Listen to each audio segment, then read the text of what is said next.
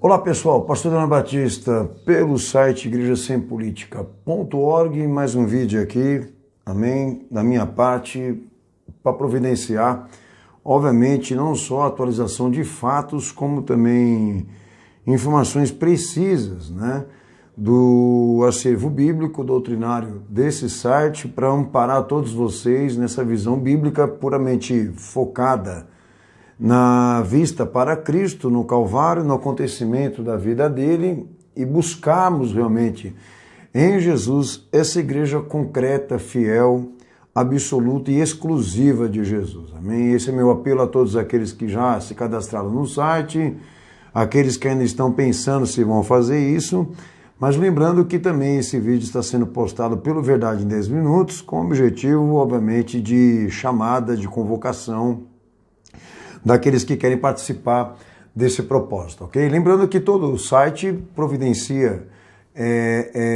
divisões doutrinárias para a defesa disso, né, de amparar cada um de vocês, biblicamente, doutrinariamente, né, nas escrituras e como realmente refutar esses instrumentos da abominação, posso dizer assim, esses lobos devoradores da Igreja de Cristo, e ter um comportamento bíblico direcionado, focado sempre à altura da luz do nosso Senhor Jesus, para que seja defendida essa verdadeira fé. Amém? Uma igreja sem política é um dever, é uma responsabilidade. Isso é uma questão não só de fé, mas moral. Também moral. Bom, hoje, aqui pelo site e também pelo Verdade em 10 Minutos, o nosso tema aqui é misturando política e religião com Silas Malafaia. Bom, vejam bem vocês que a minha perseguição em relação a esse senhor, a esse indivíduo, não se deve ao fato de uma questão pessoal. Se deve à questão de que ele quer estar entre os holofotes, né? Ou entre os principais que defendem a política dentro da igreja. Então ele, se permitindo a isso, e se colocando à frente, né, de todos os líderes, e como mesmo ele diz, né, a voz profética, eu sou obrigado a falar dele, tá? Vejam bem, eu não tenho problema pessoal nenhum com ele, até que eu saiba, tá? Mas é um debate teológico, é um debate bíblico, né? Aqui, tanto ele como eu e todos aqueles que lideram uma igreja pertencente a Cristo, estão responsabilizados, né, e submetidos, escravos e cativos da doutrina bíblica vista em Cristo. Então a prerrogativa não é dele, não é minha, não é de ninguém, é de Cristo, e ela tem que ser usada legitimamente. Então meus objetivos, é importante esclarecer isso a vocês, que o meu propósito de expor exatamente a figura desse homem se deve ao fato dele querer exatamente sempre estar na frente, né, daqueles que defendem a política dentro da igreja, tá bom? E ele fez aí uma live agora, dia 13/9/2020, falando mais coisas sobre isso, tá? Então, meu tema é avaliar o comportamento religioso dele, psicológico dele, inclusive até, então, doutrinário, tá? Os meus propósitos com esse tema de hoje, misturando política e religião com o Silas Malafaia, é elevarmos aqui os princípios da função reguladora, né, da Igreja de Cristo por personalidades eleitas por Jesus, testemunhais, comissões, dentro da dispensação que é Cristo, não a igreja, né?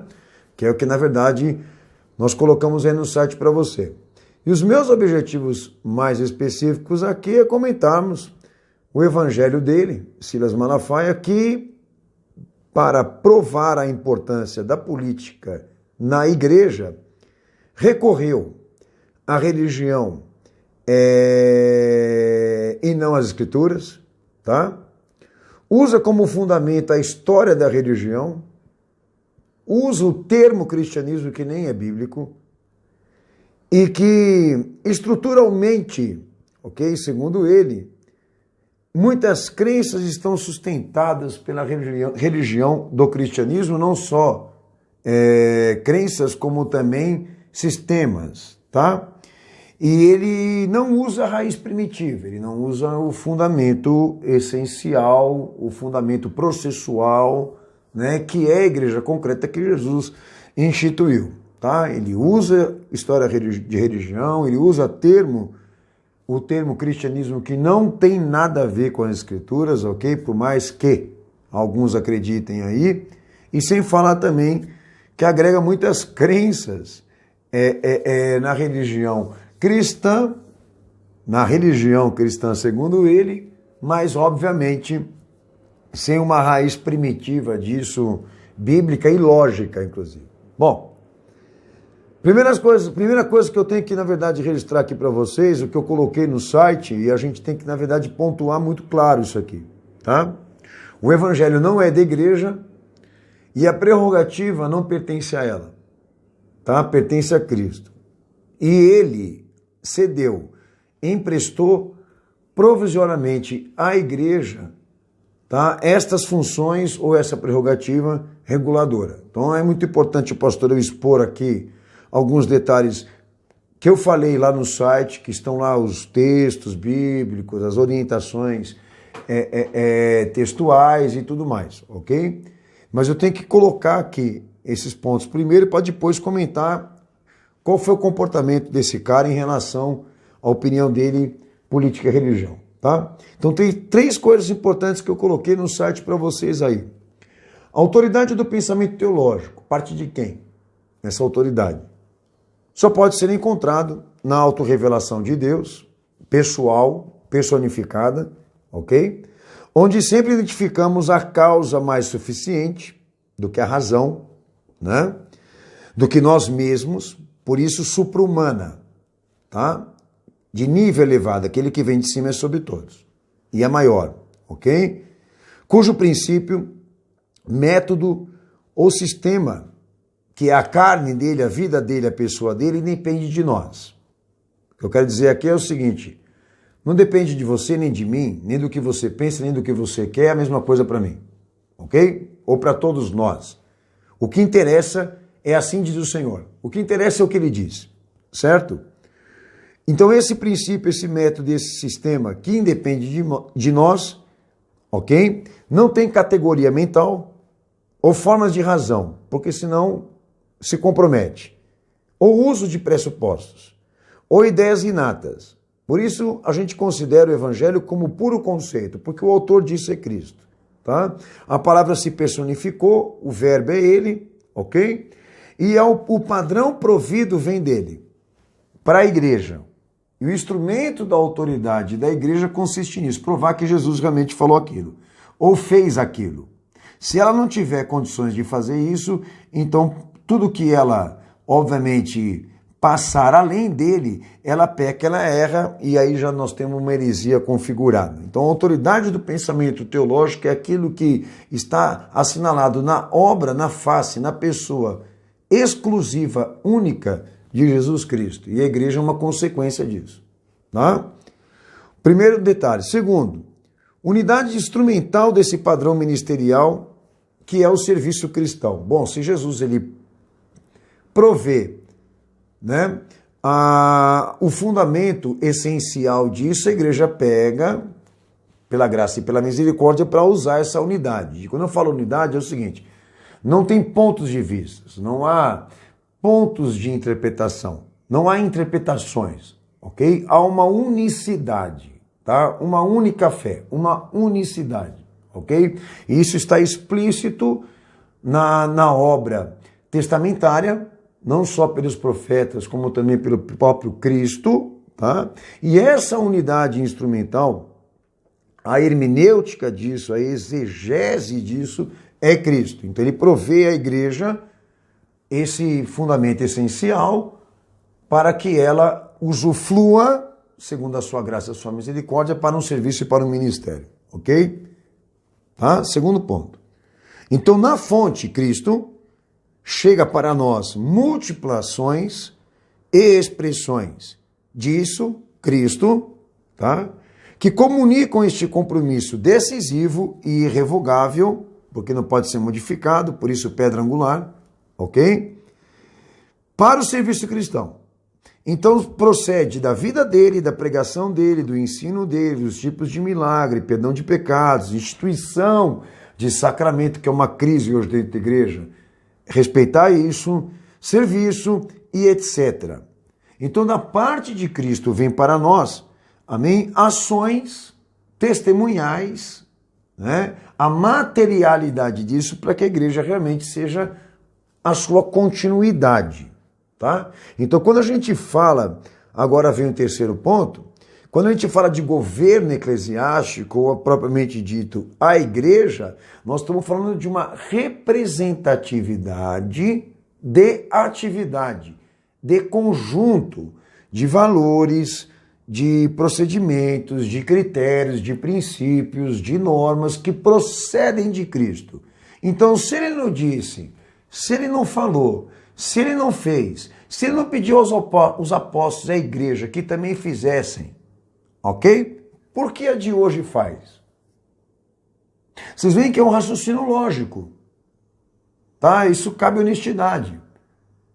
Então, por exemplo, eu vou até antecipar aqui, por que eu tenho que, para tratar a legitimidade da política dentro da igreja, eu tenho que buscar o fundamento disso, a explicação disso, na história religiosa, ou das religiões? Por que eu tenho que usar o termo cristianismo, que é um termo vago? Vago por quê? Porque ele está todo comprometido historicamente. Eu me refiro, obviamente, à história, né? A história das heresias, que cristianismo é a história das heresias. Evangelho é a verdade. Então, por que eu preciso me inspirar, né, na história das igrejas, se Cristo é a base, se ele é o fundamento, se ele é o padrão, se ele é o instrumento dessa autoridade? Então, meio que esse camarada, ele usa um esquema de controle de mentes, de persuasão, porque ele é bom nisso, para intimidar as pessoas, para meio que coagir elas a obedecer. Então ele prega uma coisa que ele acredita, ele prega uma coisa que na verdade ele acha que é certa, e que ele tem interesses, e faz todo mundo do outro lado acreditar, tá? Acreditar nisso. Mas ele como autoridade, ele como líder de igreja, ele como um líder cristão que se titula cristão, ele precisa entender isso como grande parte. Que o instrumento, que a autoridade do pensamento teológico é Cristo e o que ele fez, tá? E o instrumento do padrão ministerial da igreja, tá? É único.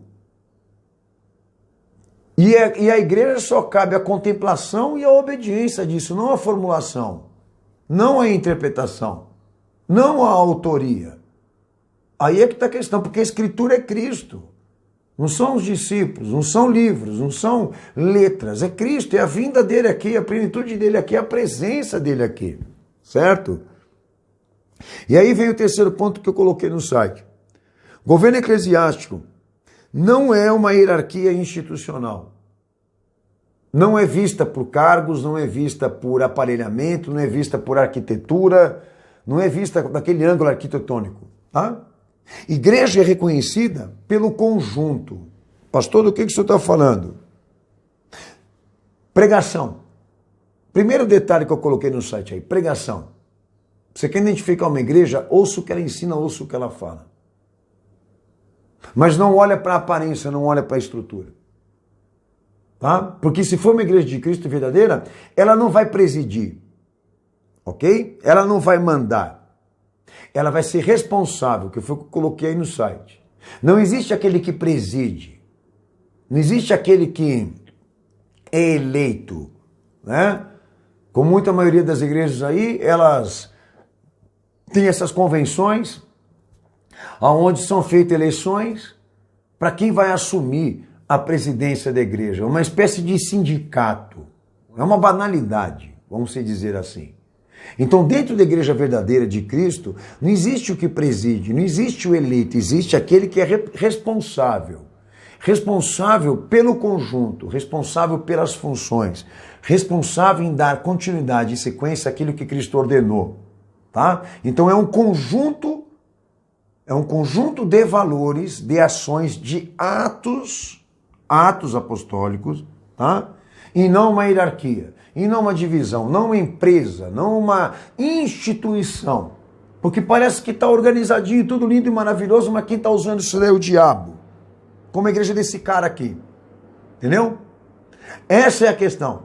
Mas em compensação, a gente sabe de longe se a igreja é verdadeira ou não, porque ouvindo o que eles ensinam, olhando o comportamento ministerial deles, o andamento, né, deles, a gente percebe que não tem nada a ver. Que se trata de uma fachada, e aí a gente vai entrar naquela polêmica, né, que já foi, obviamente, denunciado por mim no Verdade em 10 Minutos, de que, se tratando aqui desse país, do Brasil, desde a época da ditadura, né, a maçonaria certificou pelo protestantismo americano em inglês, como também escocês, de que o Brasil fosse todo moldado por uma educação religiosa que a maçonaria construiu e criou, e agora vem alguns detalhes que eu venho denunciando na Verdade em 10 Minutos, tá? A igreja ela foi dominada para que pudesse cumprir protocolos de educação, entre aspas, evangélica, com elementos modificados. Aí vai entrar uma extensão de denúncia aqui, que eu não quero tomar, obviamente, esse tempo aqui para falar isso. Mas quem quiser, entra na Verdade em 10 Minutos, que eu falo muita coisa lá, ok? Mas em compensação, deixar claro para vocês o quê? Aonde eles mexem? Aonde eles mexem? Eles mexem no núcleo desses valores, tá? Eles trabalham exatamente os elementos essenciais e principais dessa educação e desse ensino que vão ser introduzidos ali. Eu digo temática, eu digo pauta, eu digo prioridades, eu digo alvos, objetivos dessa comunidade. Então, a maçonaria controlou a igreja, vem controlando ela, e chegamos ao ponto do que estamos hoje, né? Da igreja do circo, da igreja contemporânea, da igreja do novo paradigma, tá? Que Silas Malafaia mesmo, e grande patota com ele, faz parte, né, desse movimento Willow Creek, desse movimento Bill Hybels, né, da igreja etiquetada, da igreja dinâmica, da igreja humana, da igreja moralista, né, do moralismo sem fé, de uma igreja rica, de status, etc, etc. A gente vai entrar em tendências aqui, ok? Bom, esses são alguns detalhes do nosso site que estão à disposição de vocês no igrejasempolitica.org. Agora, falando de Silas Malafaia, quando pega para discutir política e religião, tá? Quais são os fundamentos que esse homem usa? E toda a live dele, ou todo o vídeo dele é a mesma coisa, ok? Essa live dele foi dia 13/9 de 2020, repetindo aqui, tá lá como título no YouTube lá, Religião e Política se misturam sim ou não? É o título lá, ok? E aí ele pega como fundamento principal para discutir o que ele vai discutir, sem texto bíblico, sem referência, e como nós podemos respeitar um indivíduo desse. Fala para mim. Que não dá referência contextual. Ele cita 2 ou 3 versículos ali sem contexto, interpretando como ele quer. Mas se você ver o vídeo, eu vou falar alguns pontos que ele citou lá, ele usa 3 fundamentos para querer exatamente defender política dentro da igreja ou política na religião, tá? A história da religião, que não é a autoridade do pensamento teológico, tá? Cristianismo. Eu estou mostrando aqui que o cristianismo no Ocidente, a reforma protestante está perpetrada na sociedade. As leis de direitos humanos e direito à vida vêm do cristianismo, não vem de onde? Vem de anjo? Vem de marciano, por algum acaso? Ou de comunista? O cristianismo, ele é um termo. Ele é um termo. Ele não é uma palavra bíblica. Ele é um termo genérico. Está embutido no cristianismo e no catolicismo. A grande parte da era medieval, da era contemporânea, a Igreja Católica foi uma das igrejas mais influentes, ok? Então ele embute tudo isso aqui, usando esse termo. Toda desgraça, ele considerando o cristianismo toda desgraça. Mas vamos lá, um termo que não é bíblico. E terceiro ponto, o protestantismo. É a reforma protestante que faz a passagem do mundo medieval para o moderno. É a partir da reforma protestante que se produz nesse mundo ciência como nunca. Tá? Que é um berço religioso maçônico, que eu não vou poder entrar nesse mérito hoje aqui, mas se prova que grande parte da escolástica ou do escolaticismo, né, todo ele foi feito por iluministas, de lá saiu a ênfase do gnosticismo, calvinismo, que é berço maçônico puro, o protestantismo presbiteriano é maçonaria pura, batista é maçonaria pura, tá?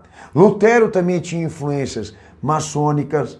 Então, quer dizer, a única coisa que a gente pode tirar de repente da era medieval de benefício para nós foi a tradução para a nossa língua das Escrituras Sagradas, e mesmo assim corremos risco, porque aqueles que a traduziram depositaram essa tradução na mão de gente que vem alterando a Bíblia faz muito tempo. Bom, mas ele usa essas três vertentes: história da religião, cristianismo e protestantismo. Para quê? Se quem, na verdade, precisa ou tem autoridade para dizer se pode ou não é Cristo, por que vai usar esses três elementos aqui completamente fora? Bom, mas eu venho dizendo a vocês aqui que existem aqui 4 pilares de tendências iluministas, de princípios maçônicos que estão presentes no movimento evangélico, e eu tenho que destacar porque Silas Malafaia se encaixa direitinho em todos eles, tá? Primeiro, a teocracia, que já não é uma coisa bíblica. O conceito de que Deus governa por um rei ou por um líder estatal, ok? Não é Bíblia. Segunda, patriotismo, conceito de que Deus ele pode governar por uma nação. Isso aqui rendeu para os Estados Unidos, tá? A teocracia e patriotismo rendeu para os Estados Unidos no protestantismo lá, aquilo que Al Gore, inclusive, até assume, num dos seus livros que eu já li, ok? Rendeu para os Estados Unidos a geopolítica. Tá? Então esse conceito aqui tem que fundamentar. Deus realmente governa por uma nação, por uma bandeira? Não. Deus ele se revela e governa pela vida do filho. Não por nação, nem por rei. Isso daqui, raízes, vem de rebeldia e rebelião contra Deus, mas não é minha pauta explicar isso para você aqui agora. Mas tenho vídeos falando sobre isso aí. O cosmopolismo, outra corrente de pensamento herética. Cidadania planetária é esse cosmopolismo, tá? Cidadania, ou reino no mundo. Silas Malafaia mesmo diz que o reino de Cristo foi colocado aqui na terra. Vou falar isso aqui. Nesse vídeo mesmo ele fala que o reino de Jesus foi colocado aqui na terra. O reino de Deus é para ser implantado na terra. Jesus falou, vem o teu reino, não é vai o teu reino. É vem o teu reino. O reino de Deus é para ser implantado na política, nas ciências, nas artes, na educação, no entretenimento, no judiciário, no executivo, no legislativo. Aonde está escrito isso aí? Tá? De que cristianismo é cidadania. Não é cidadania. Tá? Eu digo evangelho é cidadania, não é cristianismo não. Evangelho é cidadania.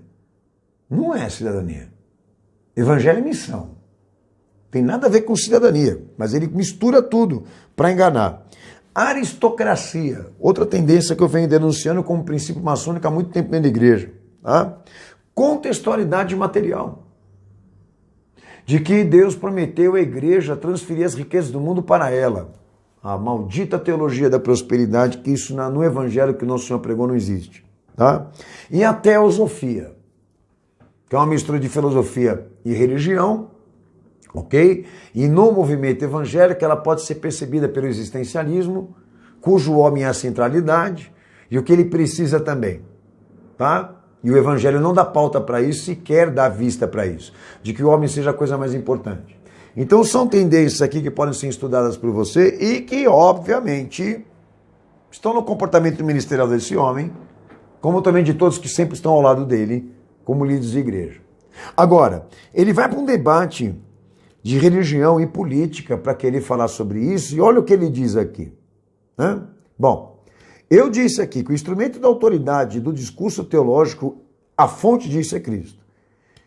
Tem que se provar que Jesus disse pela obra dele isso, pela pessoa dele isso, pelo seu testemunho, pelo seu ministério, tem que se provar que ele realmente disse isso, que ele fez isso. Tem que dar referência bíblica, contextual, ok? Como respeitar uma pessoa desse tipo que ela não demonstra no que ela debate, no que ela fala, uma fé sob consulta? É que eu venho falando sempre, é uma fé sob consulta. Bom, se a autoridade do pensamento teológico, o instrumento do padrão ministerial é Cristo e a igreja é esse conjunto, meu senhor, por que você não dá mais evidências para nós, bíblicas e históricas, de que Jesus ele tenha exercido essa função, de que ele tenha vivido essa experiência de articular religião e política, de estar entre o Estado, de conviver entre estatais, ou se relacionar com políticos, ou recebê-los dentro do ambiente do seu culto, da sua pregação, ou ali, até mesmo, em suas atividades. Eu não vi meu Senhor fazendo esse tipo de coisa, não. E nem os apóstolos fizeram posteriormente. Todos que entravam lá para ouvir a mensagem eram iguais, não eram vistos como políticos, nem como pobres, nem como ricos, mas como pessoas que deveriam se arrepender e se converter, porque Jesus veio para elas. Ele não dá referência bíblica, ele não dá texto, ele não dá exemplo, ele não dá nada. Ele só chega com 2 versículos lá e gritando e enfiando goela abaixo de quem está escutando ele, com esses 3 fundamentos rasos: religião, cristianismo e protestantismo. Disse que Jesus atribuiu ao diabo somente a mentira. Só tem uma coisa que Deus atribui ao diabo: a mentira. A mentira. É a única coisa que é atribuída ao diabo. É a mentira. Disse que só foi atribuído ao diabo somente a mentira, mas o meu Senhor diz que o mundo jaz do maligno, ele é o príncipe do mundo, né? Ou seja, visão cosmológica está comprometida, ok? O mundo está à mercê desse poder satânico, disse o meu Senhor, tanto que crucificaram. Só que a cosmologia de Silas Malafaia não pode se comprometer, porque ele torna seus fiéis cidadãos do mundo, cidadãos da terra, e injeta, né, o incentivo do cumprimento do dever civil para instrumentalizar política e tornar a igreja uma coisa do Estado, prega a teologia.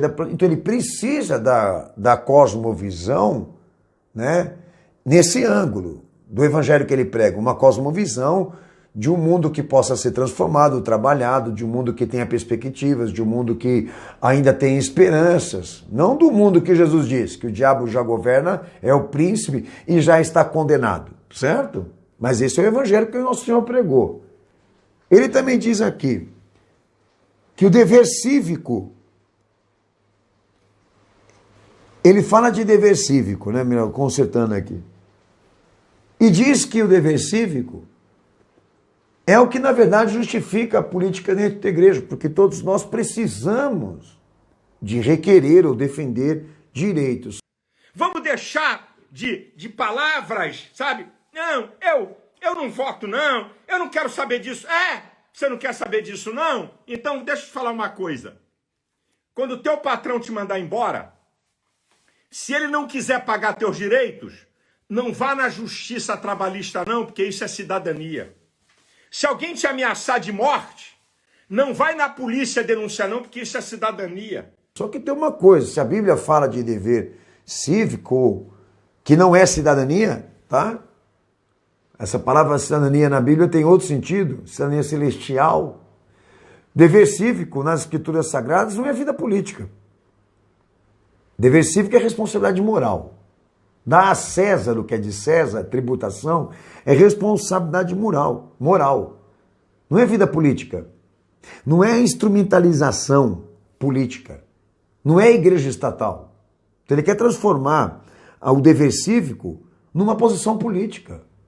E dever cívico nas escrituras é dever moral.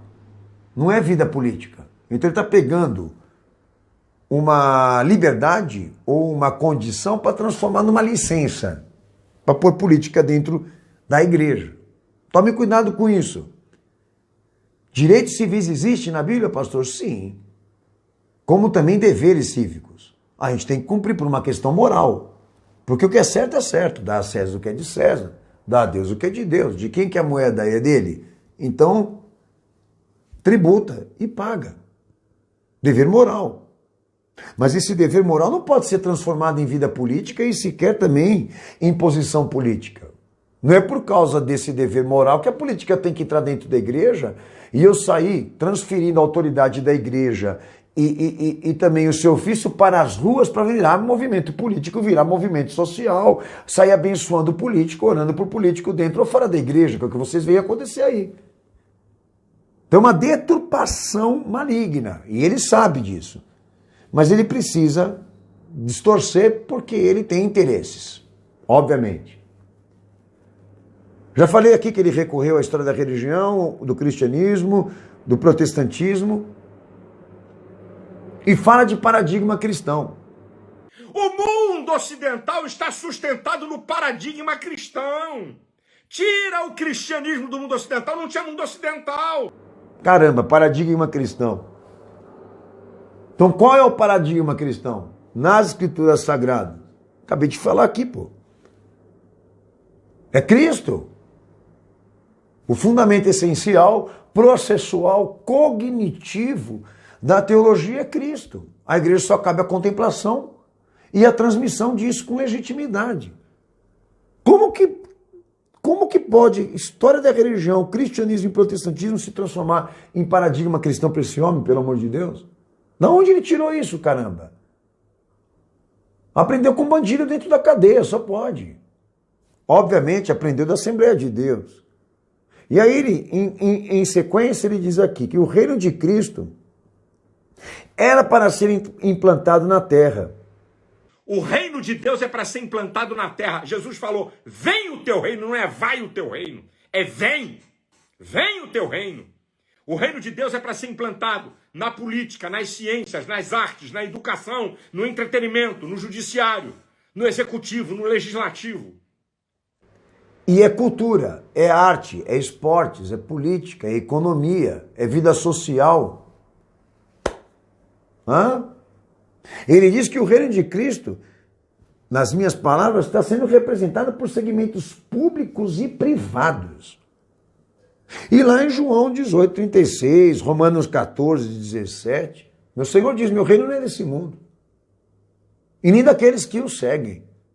Mas esse cara transfere o reino dele aqui para este mundo, para essa terra, e ainda está representado por segmentos públicos e privados, obviamente de gente da igreja dele que está à frente, liderando. Porque aí entra como recurso para a igreja dele mais dinheiro ainda. E eu venho falando para vocês, senhores, Silas Malafaia, como todo líder evangélico, o interesse dele de pôr política dentro da igreja é porque apoio político rende patrimônio, rende favores, ganha-se imunidade e favor político em troca de voto, em troca de apoio, ganha-se passaporte diplomático. Entenda, por que um pastor vai portar passaporte diplomático? O que ele faz que interesse tanto assim ao Estado dar a ele um passaporte diplomático? Eu vou dizer para vocês o que se transforma um passaporte transformático na mão desses caras. Sabe o quê? Transferência de recurso financeiro de um país para o outro, sem contabilização. Eles transferem riqueza de um lado para o outro, sem passar pela alfândega. Vocês têm noção do que nós estamos falando aqui? E sem falar desse cara aqui, que ele já escolheu tantos partidos, já removeu tantas siglas partidárias da sua camiseta, e quando vão perguntar para ele o porquê das escolhas equivocadas, ele diz que todo mundo erra. Que todo mundo está passivo a errar, mas que é errando que se aprende e que se acerta, né? Só que o jumento de Silas Malafaia tem que falar, a mula tem que falar para esse cara aí. Para, pô! Mas você está ali, expressando ali a sua fé, a sua bênção, dando a extrema unção, dizendo que o Senhor revelou que é aquele cara que indicou que ele tem propostas políticas parecidas com o Evangelho, como disse do Lula, como disse também e falou do Bolsonaro. Olha o absurdo que Deus elegeu o Bolsonaro, que Jesus o colocou lá na cadeira para presidir.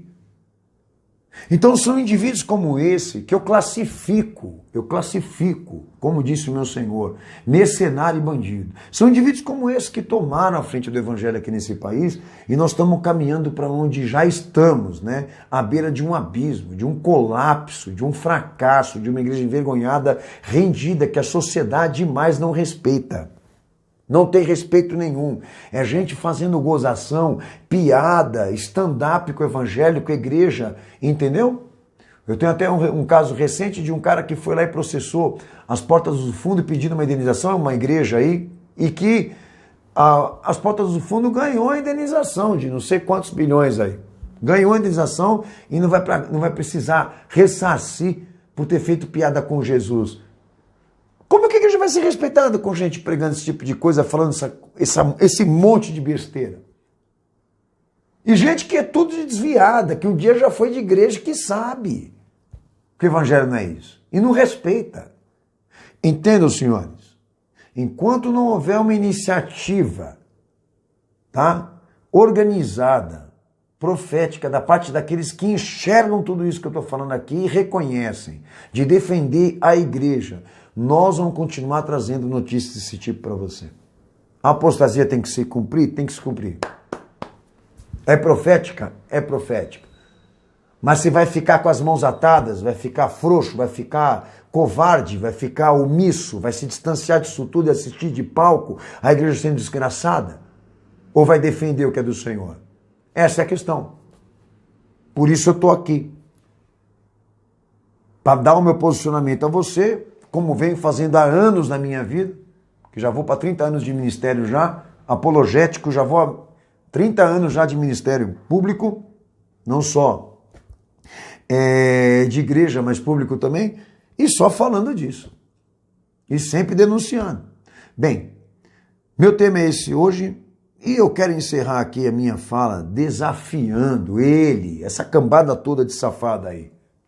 Prova por Jesus Cristo na carne, na vida, na obra e na igreja que ele instituiu como modelo. Por isso, só tem 12 cadeiras para os apóstolos dele sentar lá, não tem a 13ª nem 14ª. Por isso, igreja modelo, e nós somos a continuidade. A igreja ininterrupta. Me prova que lá dentro desse núcleo que Jesus liderou e abençoou e elegeu e consagrou, tinha isso aqui. Vocês não vão conseguir provar, ok? Então, por isso, meu apelo a vocês, desprestigiem, denunciem, é para escorraçar, é para esculachar mesmo, sem piedade, sem dó, de todos eles, E para que eles se defendam, não vale a sua voz, não vale o seu pensamento, não vale a sua ideia, não vale o seu argumento, porque a autoridade do pensamento cristão é o que saiu da boca de Jesus e o que está na face dele. Deus abençoe todos vocês. Espero atualizar aí as informações, porque tem bastante política na igreja e bastante movimentação e articulação que nós vamos ter que ser obrigados a expor para vocês, tá bom?